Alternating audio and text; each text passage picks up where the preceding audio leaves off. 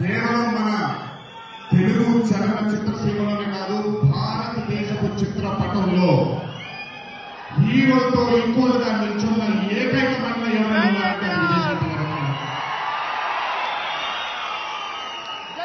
కర్తవ్యం అవ్వచ్చు, ప్రతిఘటన అవ్వచ్చు, మగరాయుడు మూవీ అవ్వచ్చు, ఆవిడ చేసినటువంటి ఎన్నో సినిమాలైనా మీరు చూసుకుంటే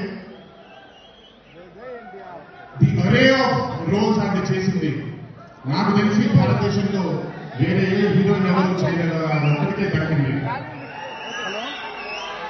ఈ చిత్రం అర్జున్ సన్ ఆఫ్ వైజయంతి అనే థాట్ కూడా నాకు అనిపిస్తుంది.